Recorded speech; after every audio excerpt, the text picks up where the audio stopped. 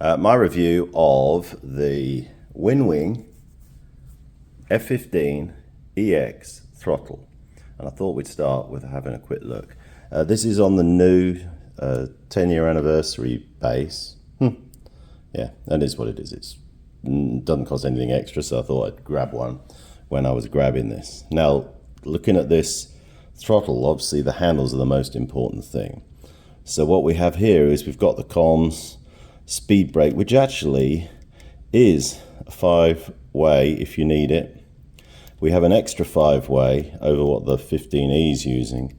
Boat switch, weapon switch. Around the side we have an extra up-down, coolie hat, 4-way thing, TDC with depress. Now here's where things get interesting. This is basically the equivalent of the F18 radar antenna controller with nudge to go up and down. And I changed the modification within SimApp Pro, which is easy enough to do, so that this does exactly that. Then we have 2 hidden buttons and another 5-way button, which starts as a...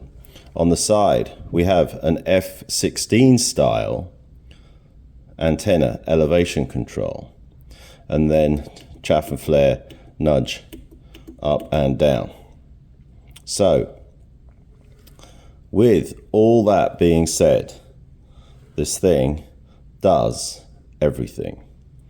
So, actually, on my single rig, it is now my single throttle to do everything. The F18 one just got removed because this one allows me to control everything without any problem. I will say these are heavy, so when I set my throttle friction, I do it so that this, see that it is still moving just a tiny bit, so I need to increase the friction tiny bit. These are brand new, so they gradually loosen up slightly, so you have to keep adjusting them at the beginning, I find.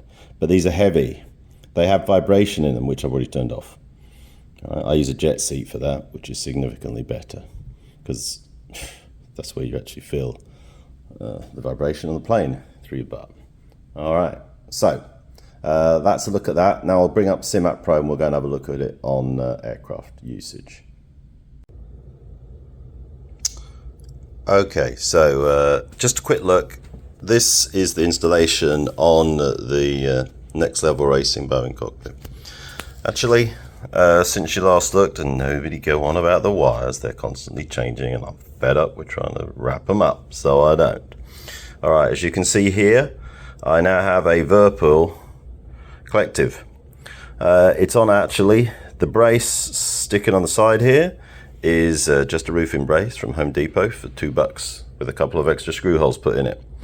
It mounts fine. The only trick is that you have to push the throttles all the way forward to make the collective clear the pinky switch on the thing, which is fine because you're not going to use both anyway. So that all works. And then here we have the F15 installed on the rig. I will say on the Whirlpool collective, this time I bought the collective without the throttle on it. I decided it was a waste of time because I never used it on the other one, and it saves $100, which seems like $100 worth saving, as obviously we have auto throttles on nearly all our helicopters, so we don't mess with it.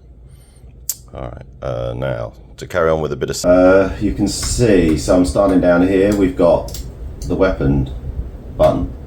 Alright, oh, I didn't even realise there was a button here, look at that. There we go, there are buttons everywhere on this thing. Boat and speed brake. The little notchy thing here, you can obviously decide which one you want to. Obviously it's easy to go 44. So I've changed the TDC. Depress works great. Now this I've changed, I've switched the mode, so this is 41 and 42 for nudging the radar up and down on there. Here's our axis for the F16, which is an axis, so that's going to be perfect.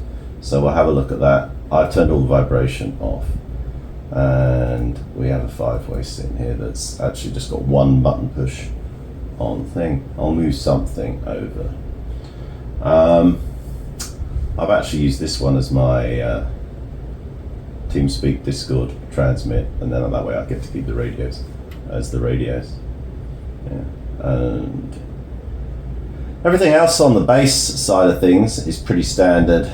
So when you run through the things, you get a click so you can make it shut down the engines. So it works pretty well. And you get a click when you bring it up so you can make it go to idle. Throttle basses, I used the software in DCS to set the burner point just by putting in a custom curve. I did update the firmware in the thing when I got it. Yeah. All right, so I fast forward through that other bit.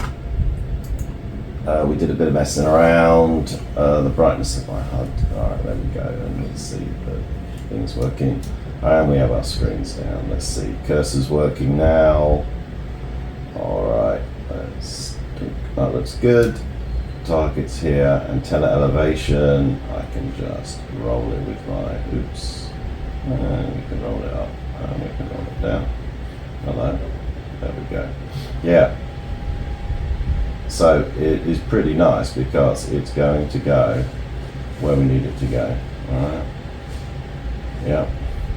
And let's see. Manual ranging knob. We could really do with a targeting pod. We have got targeting pod. Okay, let's control that. And let's see. Manual ranging. Go. There it is. So we zoom in and zoom out the targeting pod using the manual ranging knob. That's good. Alright, dogfight mode. Go straight in. That looks good. And back for gun and forward for radar. Looking good. Alright. So I like what I've seen so far. So basically with this on the F16 you've got more than enough to do absolutely everything you need. And at the same time we can go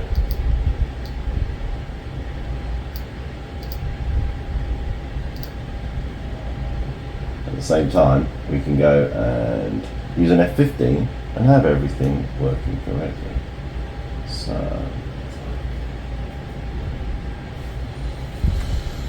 all right.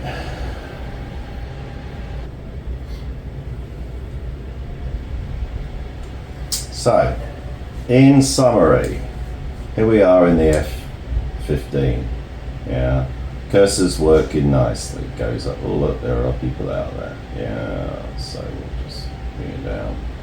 Come over. Antenna elevation is now F18 version. Well, it's just a question of trying to use what you want, right? Let's see. We'll go there. We'll go auto act high. There we go.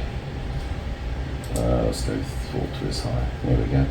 So it's really a question of what you actually want to do with your rig. Obviously, if you're a pure F16 driver, then that's fantastic. Just do that and get an F16 throttle. I do love the F16 throttle, but however, if you want one throttle to rule them all, I would say that this is it. With the number of controls available on it, I can do everything that I need.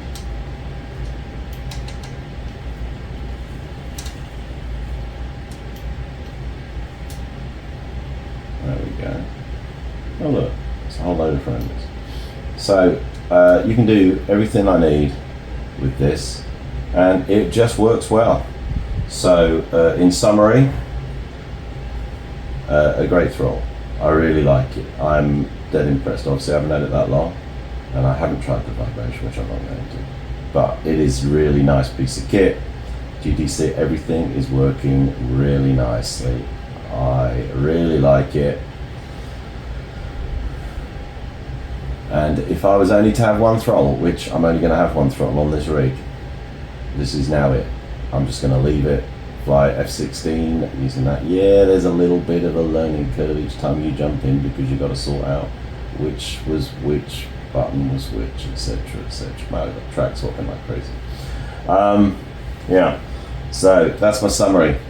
The Winwing F15EX is, as far as I'm concerned, the throttle to buy. If you're asking me, that's what I would get, you know, compared to what, I mean, just significantly better, you know, if you want to fly everything. If you only want to fly F16, then F16 throttle is superior if it's just for the F16, but other than that, this one gives you the antenna elevation control from both F18, F15, F16, all the way they are in the plane.